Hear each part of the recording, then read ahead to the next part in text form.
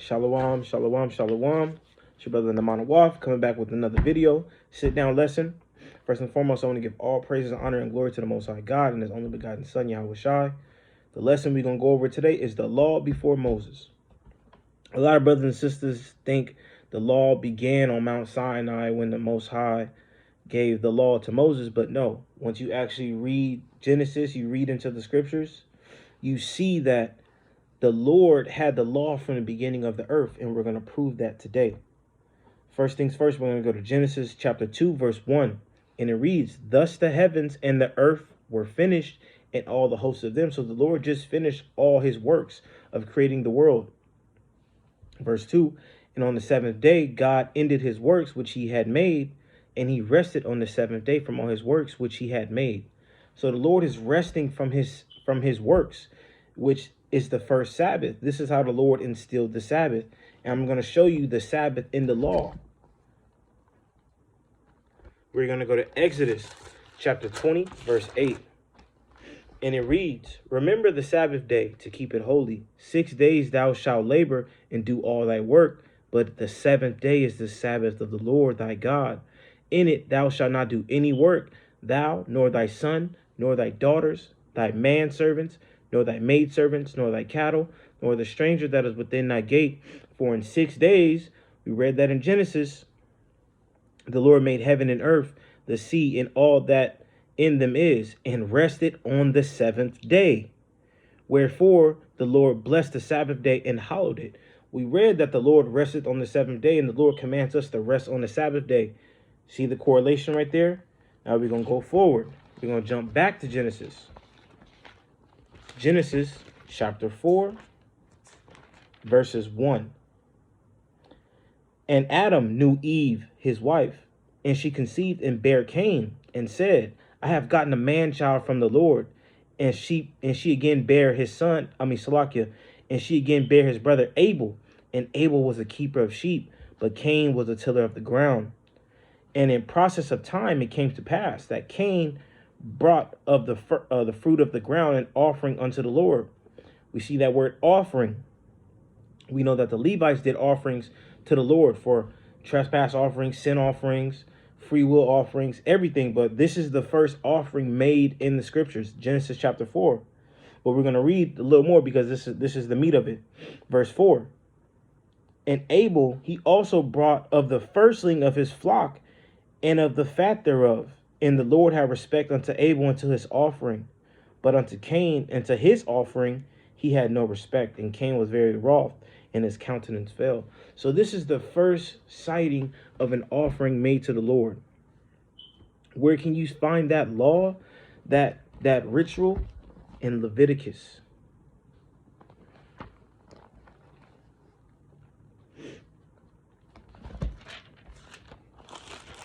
We're going to go to Leviticus chapter 1, verse 1. "And the Lord called unto Moses, and spake unto him out of the tabernacle of the congregation, saying, Speak unto the children of Israel, and say unto them, If any man of you bring an offering unto the Lord, ye shall bring your offering of the cattle, even of the herd, and of the flock." Abel brought his offering of his flock, the firstling of his flock. We see it here in the law. Read it again. "Speak unto the children of Israel, and say unto them, If any man of you bring an offering unto the Lord, ye shall bring your offering of the cattle, even of the herd, and of the flock." Boom. Now I hope you guys is following. We got the law in Genesis in the beginning, and then we got the law when Moses was giving it to us from the Most High. We're going to keep it rolling. Now we're going to jump back and forth from Genesis to wherever we need to go. Now we got Genesis chapter 7, verse 1. And it reads, "And the Lord said unto Noah, Come thou and all thy house into the ark, for thee have I seen righteous before me in this generation. Of every clean beast thou shalt take of thee by 7, the male and his female, and of the beasts that are not clean by 2, the male and his female, and of fowls also of the air by 7s, males and the females, the male and the female, to keep seed alive upon the face of the earth. We see that Noah knew the difference between clean and unclean. This is right before the flood. They're entering in the ark, and the Lord told Noah to get 7 animals that are clean and 2 that are unclean. How would he know which is clean or would not if he didn't have the law? He would have to have the law to know the difference between clean and unclean.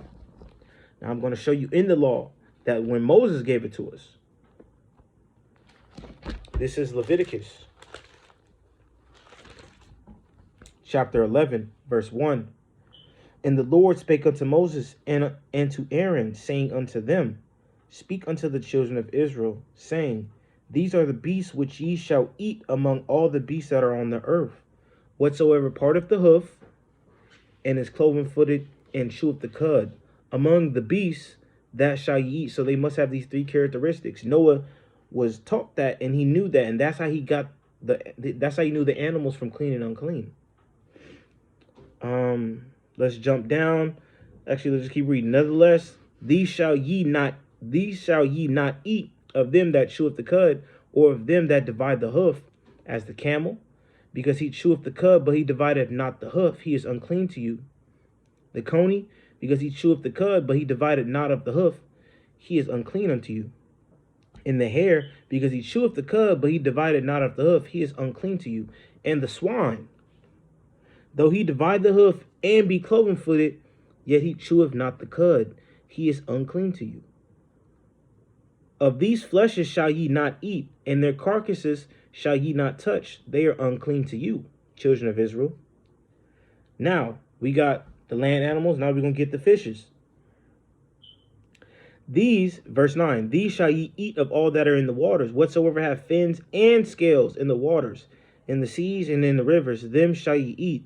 And all that have not fins and scales in the seas and in the rivers, and of all that move in the waters, and of all any living thing which is in the waters, they shall be an abomination unto you. And we know Noah was on the ark, it flooded, so he didn't have to get the fishes because they was already in the water. You know, the Lord's going to regulate that anyways. But now we see that it must have 3 compartments. It must have a parted hoof, cloven-footed, and cheweth the cud. That's how you knew the difference between clean and unclean.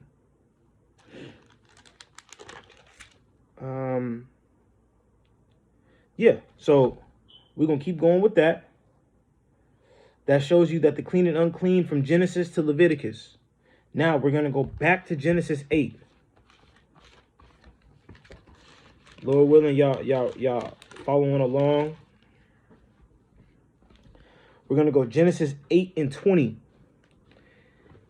And Noah built an altar unto the Lord, and took every clean beast and every clean fowl, and offered burnt offerings on the altar. And the Lord smelled a sweet savor. And the Lord said in his heart, I will not again curse the ground any more for man's sake. For the imagination of man's heart is evil from his youth. Neither will I again smite any more everything living as I have done. So when we see Noah got off the ark, he built an altar and offered a burnt offering to the Lord. A lot of brothers overlook that.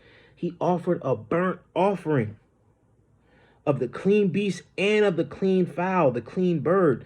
Where can we find that in the law? We're going to go to Leviticus 17.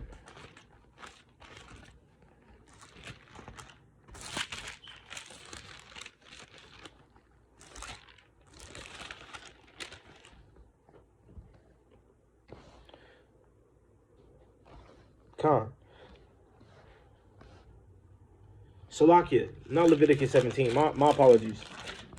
Leviticus 1. Let me start crossing these out so I can focus. I got them all in the same color. Leviticus 1 and 10. And his offering be of the flocks, namely of the sheep or of the goats, for a burnt sacrifice. He shall bring it a male without blemish. So we have that burnt offering, that burnt sacrifice of the flock. Now we're going to get of the fowls. Verse 14 in Leviticus 1. And if the burnt sacrifice for his offering to the Lord be of fowls, then he shall bring his offering of turtle doves or young pigeons, clean animals. And we've seen Noah, when he got off that ark, he made an altar and he made a burnt sacrifice, a burnt offering to the Lord. And we see that in the law right here in Leviticus chapter 1 as well. We see the correlation. People in Genesis had the law. They had the wisdom of God. They had the breath of life. Now we're going to move on to the next one. We're going to read Genesis chapter 9, verse 1. And it says, and God blessed Noah and his sons and said unto them, be fruitful and multiply and replenish the earth. And the fear of you and the dread of you shall be upon every beast of the earth, and upon every fowl in the air, Salakia, upon all that move upon the earth, and upon all the fishes of the sea. Into your hands are they delivered. So the Lord is giving dominion to Noah. Everything on this earth will fear you. They will bow down to you. You will have dominion over it. You are the head of the earth.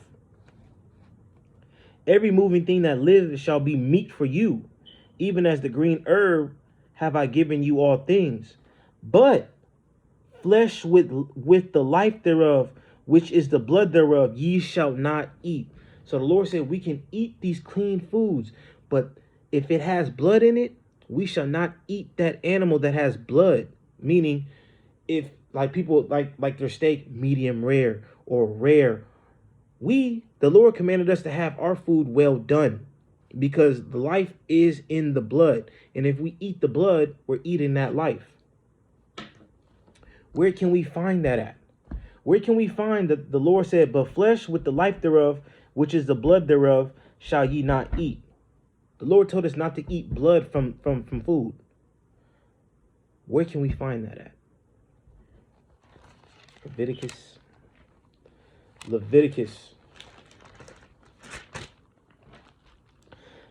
17, verse 10. And whatsoever man there be of the house of Israel, or the strangers that sojourn among you, that eateth any manner of blood, I will even set my face against that soul that eateth blood, and will cut him off from among his people. For the life of the flesh is in the blood, and I have given it to you upon the altar to make an atonement for your souls. For it is the blood that maketh an atonement for the soul. The Lord told us not to eat the blood. That's for our atonement. I'm going to read verse 14 as well.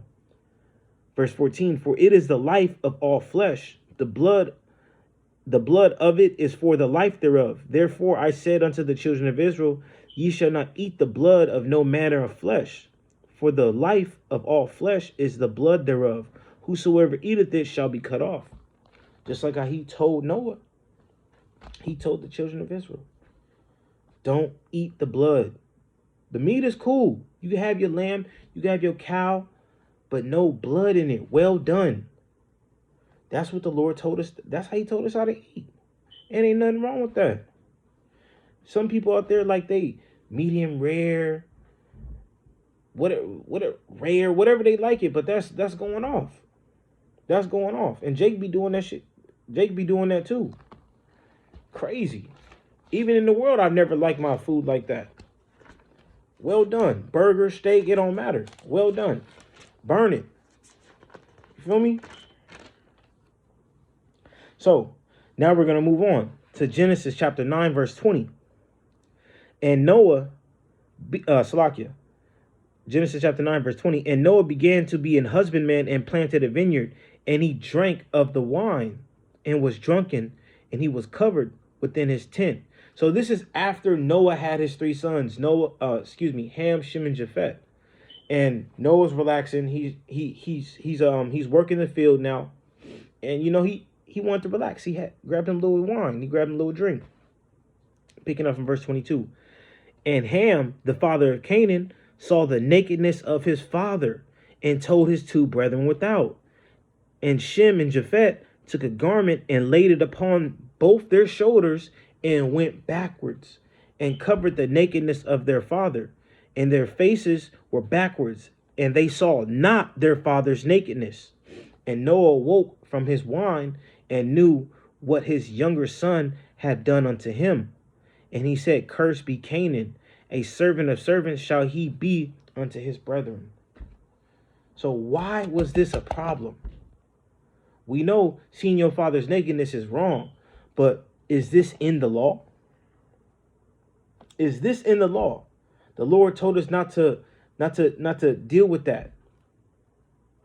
Ham saw Noah's nakedness. Where can we find that in the law? The Lord told us not to do that. Where can we find that? You guessed it, Leviticus. Back to Leviticus. Thing that keeps us righteous. Thing that keeps us upright. So, we have Leviticus chapter 18, verse 6. None of you shall approach to any that is near of kin to him, to uncover their nakedness. I am the Lord. The nakedness of thy father. The nakedness of thy father, or the nakedness of thy mother, shalt thou not uncover. She is thy mother. Thou shalt not uncover her nakedness. Ham saw his father's nakedness. He saw his nether regions. He saw his parts. The Lord told us not to do that. That's a law. That's a law. And we're bridging the gap between the law of Moses and when Noah, when Shem, they were walking the earth, when Adam was walking the earth. We're showing you that these brothers, these mighty men, had the law of God before Moses hit the scene. I'm gonna keep it pushing. Hopefully I'm making sense to y'all. Now, we are going to Genesis chapter 17, verse 10. It reads, This is my covenant, which ye shall keep between me and you, and thy seed after thee. Every man-child among you shall be circumcised, and ye shall circumcise the flesh of your foreskin, and it shall be a token of the covenant betwixt me and you. And he that is 8 days old shall be circumcised among you, every man-child in your generations. He that is born in your house or bought with money of any stranger, which is not of thy seed. The Lord told us to circumcise our children, our boys, on the 8th day. That is the covenant between us. That is the covenant between the Most High and us, the children of Israel. But where can we find that in the law? Where does the Lord tell Moses that the children of Israel must circumcise their children on the 8th day? Let's get it.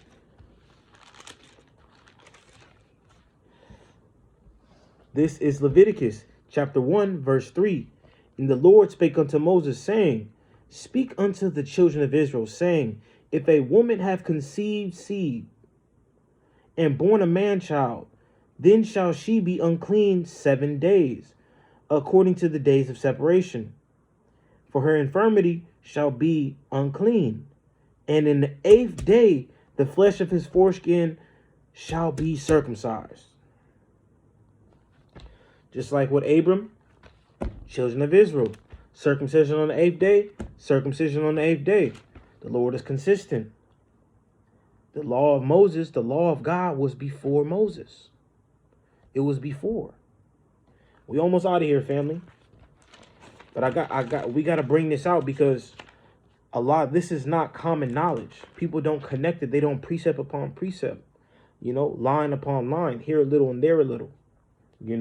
The Lord is asking, whom shall he teach knowledge? Who wants to get edified? Who wants to get fed? The children of Israel do. And this is what we making these videos for. To feed y'all. To get us out of captivity. To keep us righteous. For us to be mighty men and mighty women in these last days. To be a beacon of light. So Yahweh can see us. Through all this madness. The righteousness, the laws, the faith of Christ. That's what will keep us out. That's what will get us out. If we follow these words, we shall never fail. Never. But I digress. This is Genesis chapter 24, verse 67. And Isaac, this is after Isaac's mom died. And Isaac brought her into her mother Sarah's tent. Sarah died. and took Rebekah, Isaac's wife, and she became his wife. Let me start over. Let me finish it. And Isaac, Genesis chapter 24, verse 67, and Isaac brought her unto his mother Sarah's tent, and took Rebekah, and she became his wife, and he loved her, and Isaac was comforted after his mother's death. So we see Isaac taking Rebekah into the tent, and it says she became his wife. Was everybody in the tent? Was there a whole ceremony going on? No. This shows that sex is marriage. Isaac had sex with Rebekah, and they became husband and wife. But can we find that in the law? That's the question. That's the question. And yes, we can. A lot of people skip that. And a lot of sisters run from that. A lot of brothers too. But hey, we must establish righteousness. This is Exodus chapter 22, verse 16. And if a man entice a maid that is not betrothed and lie with her, he shall surely endow her to be his wife. If a man sleep with a sister, he gotta buckle down. You lay down, you stay down. Isaac did it. Children of Israel need to do it. Moses gave that law to us. The Lord gave the law to Moses, and Moses gave it to us. And we are those children. We are generating from them. We need to uphold this. We need to uphold this. Almost done, family. Almost done. So, we are going to go to Genesis chapter 3. Genesis chapter 34, verse 1. And Dinah, the daughter of Leah, which she bare unto Jacob, went out to see the daughters of the land. And when Shechem, the son of Hamor, the Hivite, prince of the country, saw her, he took her and lay with her in field and defiled her. And his soul clave unto Dinah, the daughter of Jacob, and he loved the damsel, and spake kindly unto the damsel. And Shechem spake unto his father Hamor, saying, Get me this damsel to wife. You see how it says he saw her and he took her and he defiled her in the field. And he went to his father and said, Get me this damsel. That wasn't the right thing to do. He forced himself upon her. He didn't do it in the right way. He took her innocence. It wasn't consensual. He took her, he saw her and he took her. That's rape. But we're gonna keep reading, because we're gonna show you what her brothers did, and we're gonna show you in the law. Verse 5. And Jacob heard that he had defiled Dinah his daughter. Now his sons were with his cattle in the field, and Jacob held his peace until they were come. And Hamor, the son of Shechem, went out unto Jacob to commune with him. And the sons of Jacob came out of the field when they heard it.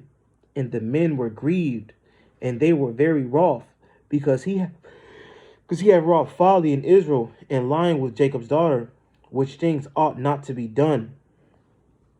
So we see Jacob's sons, later to be the children of Israel, they heard that this man took their sister, and that wasn't it. So we're gonna skip it. Lord willing, we got the context, and we're gonna go to the ending of them, the Shechem. This is Genesis chapter 34, verse 25. And it came to pass on the third day, when they were sore. So they had all the men get circumcised to finish the ceremony, to get everything done, like the scriptures say. And it came to pass on the third day, when they were sore, that two of the sons of Jacob, Simon and Levi, Dinah's brethren, took each man his sword, and came upon the city boldly, and slew all the males.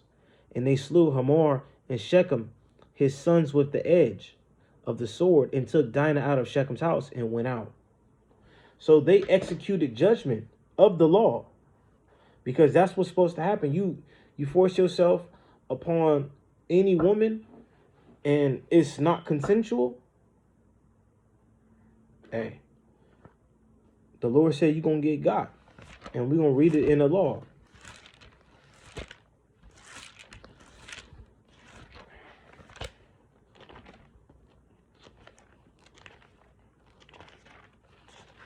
So this is Deuteronomy chapter 22, verse 25. But if a man find a betrothed damsel in the field, and the man force her and lie with her, then the man only that lie with her shall die. But unto the damsel thou shalt do nothing. There is in the damsel no sin worthy of death. For as when a man riseth against his neighbor and slayeth him, even so is this matter. For he found her in the field, and betrothed damsel cried, and there was none to save her. There was nobody to save Dinah. She was taken advantage by Shechem. And he got his judgment, him and his father. Last one. This is Genesis chapter 39, verse 7 and 9. And it came to pass after these things that his master's wife cast her eyes upon Joseph, and she said, lie with me. But he refused and said unto his master's wife, behold, my masters want not what is with me in the house, and he have committed all that he have to my hand. There is none greater in this house than I, neither have he kept back anything from me but thee, because thou art his wife. How then can I do this great wickedness and sin against God? So this is Pharaoh's wife trying to throw herself upon Joseph, but Joseph is like, no, that's a sin. You know, the Pharaoh gave me everything in his house, but you, because you're his wife. And we see the later end of verse 9. How then can I do this great wickedness and sin against God? That great wickedness is sleeping with another man's wife. Even if she was a different nation, Joseph wasn't going to commit that sin because that's that man's wife. They are one flesh. He humbled her. Joseph wasn't going to do that because the Lord is always watching. But where can we find that in the law?